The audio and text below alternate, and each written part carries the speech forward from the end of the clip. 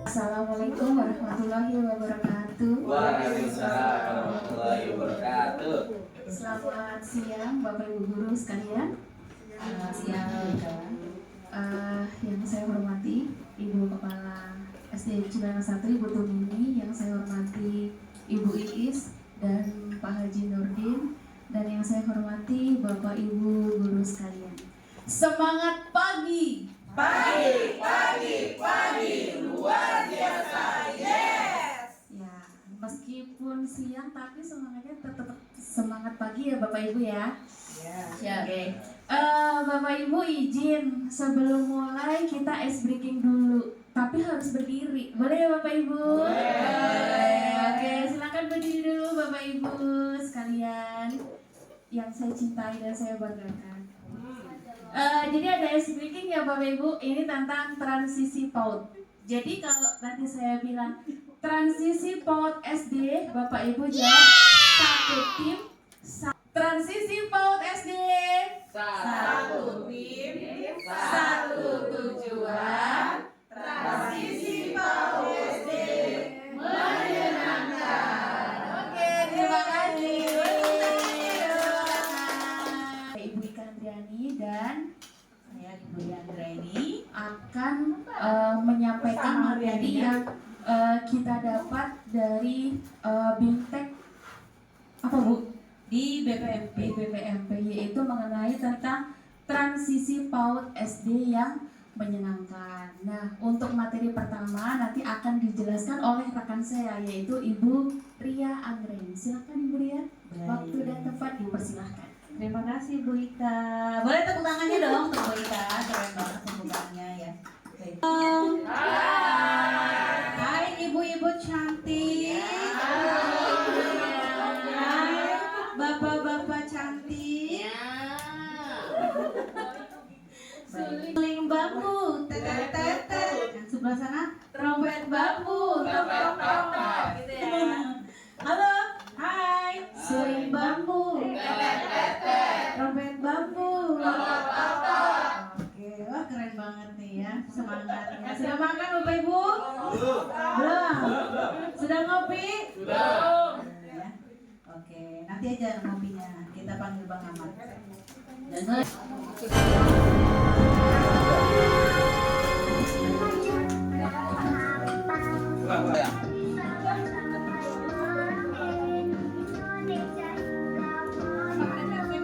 Nonton bioskop ya Bapak Ibu ya.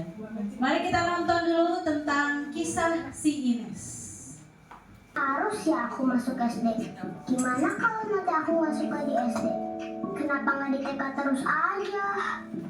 Kasihkan video tentang Ines tadi yang merasa takut untuk bersekolah SD karena miskonsepsi yang ada pada Ines sendiri. Coba saya mau tanya teman-teman untuk tentang video tadi. Yang pertama, apakah yang diceritakan dalam adegan tersebut? Jadi setelah kita amati ternyata dari tayangan video tadi, Ines tersebut merasa ketakutan untuk masuk ke SD. Karena apa? Karena melihat tadi si abangnya dia jadi stres gitu, sepertinya ketakutan gitu belajarnya, sibuk, udah nggak bisa diajak bermain lagi karena banyak tugas, banyak PR gitu kan. Sedangkan waktu dia belajar di TK dia belajar itu sangat menyenangkan gitu. Ibu, untuk pondasi akan dibawakan oleh rekan saya yaitu Ibu Ika. Silakan Ibu Ika, tepuk tangan untuk Bu Ika, Bapak Ibu. Bapak Ibu guru yang hebat, yang luar biasa, dari kelas 1 sampai kelas 6. Sebenarnya untuk transisi PAUD SD ini mungkin diberikan untuk kelas awal ya Bapak Ibu ya, yaitu kelas 1 dan kelas 2. Tapi untuk mungkin Bapak Ibu guru yang lainnya ya bisa untuk sambil belajar juga. Jadi objek perubahan transisi PAUD SD itu satu, menghilangkan tes kalistum ya, jadi menghilangkan miskonsepsi anak bahwa belajar di SD itu banyak PR, banyak tugas, bisa hitung, bisa baca gitu ya Bapak Ibu ya. Kemudian yang kedua itu masa pengenalan selama 2 minggu. Kemudian yang ketiga adalah menerapkan pembelajaran yang mencakup 6 kemampuan pondasi ini. Nah, ada 6 kemampuan pondasi nanti yang akan dicantumkan pada modul ajar. Yang pertama adalah mengenal nilai agama dan budi pekerti. Yang kedua adalah kematangan emosi yang cukup. Yang ketiga, keterampilan sosial dan bahasa yang memadai. Sebelum kita menyusun tujuan pembelajaran, apabila di awal pembelajaran biasanya apa yang kita lakukan ya Bapak Ibu? Kelas 1 sampai 6. Iya Pak Sukris, kita melakukan apa? Kita melakukan asesmen. Betul. Beri tepuk tangan dong Pak Sukris. Kita melakukan asesmen awal. Jadi kalau nanti membuat modul MPLS, jadi harus mencantumkan perilaku 6 kemampuan pondasi ini harus ada, gitu ya. Udah kelas 4, 5, 6 gak bisa baca kan berarti kita kecolongan ya Bapak Ibu ya.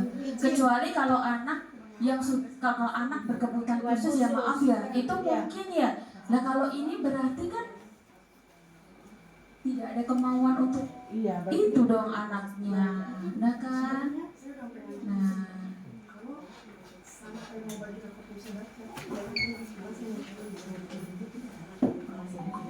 Bu Ria mungkin mau menambahi Bu Ria pertanyaan dari Ibu Indah kelas 3 bisa membaca dan menulis ya Bu?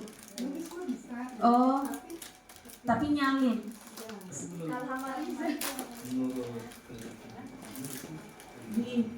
Dia sudah buat surat tapi normal, maksudnya bukan anak berkebutuhan khusus gitu. Izin Bu Ika. Ya Ibu Tio boleh. Saya juga temukan di kelas 4A bernama dengan Nindi, ya, bernama dengan Nindi. Saya lihat dari Nindi itu nggak ada itu ya, maaf Bu Meti, nggak ada kayak Arabic kan? Nggak ada. Menurut saya ya, dari pemantauan saya, ada kalanya si kayak Nindi itu dia menulis bisa, tapi baca kurang. Apakah begitu? Jadi nilainya dia bisa tinggi, tapi giliran disuruh baca nggak bisa. Saya pikir-pikir waktu di kelas 3 ya, tapi setelah kelas 4 dia sudah mulai baca. Tapi tidak. Izin Bu Indah, maaf, pertanyaannya adalah anak yang kurang minat membaca namun sudah dites normal. Belum dites. Psikolog. Oh, izin Bu Indah, kalau memang dari kitanya terlihat memang ada indikasi, silakan disarankan untuk tes. Kita berkolaborasi dengan instansi lain begitu, terutama psikolog Ibu Indah, supaya kekurangannya itu teradministrasi. Jadi dia memiliki surat bahwa dari psikolog memang ada kekurangan begitu. Nah, kalau sudah dapat surat itu berarti ada penanganan dari kita yang berbeda. Bagusnya kita memiliki guru ABK sendiri begitu. Kita menyarankan orang banyak untuk periksa ke psikolog. Pastinya maaf ya, orang tua itu bakal menyangkal. Tuh Bu, memang anak saya kenapa masa harus ke psikolog? Pasti ada sangkalan. Di awal ada. Ya pasti Bu Indah. Nah, cuman kan kita sebagai guru kita bukan ahli di bidang psikolog ini, karena di karakternya itu di perkembangannya kita evaluasi memang ternyata kurang. Awalnya itu penyangkalan, namanya gitu. Yang kedua pasti orang tua keberatan dengan biaya yang sangat lumayan dari sekolah. Nah itu dari sekolah apa nih solusinya? Kalau pengalaman saya kebetulan di kelas 1 juga ada ya. Saya selalu bilang, ibunya padahal sudah bicara, Bu kayaknya anak saya ada kekurangan beda dengan yang lain. Justru kalau orang tua saya seperti itu. Tapi saya nggak bilang langsung, oh iya Bu, enggak. Bu, nanti kita evaluasi selama 3 bulan dulu ya Bu ya. Saya lihat anak ibu, jangan langsung bicara kayak gitu. Karena saya melihat semua anak sama gitu ya. Nanti kita lihat dulu nih selama 3 bulan. Nah, kan ada administrasinya, nilai-nilainya yang nggak bisa ngikutin sama teman-temannya. Kita panggil lagi ibunya, bicara 4 mata dari hati ke hati. Bu, ternyata selama evaluasi 3 bulan ini anak ibu ini loh nilainya. Nah, karena sudah teradministrasi nilainya, ibunya pun kan percaya dengan kegiatan anaknya, hasilnya yang ada di kelas.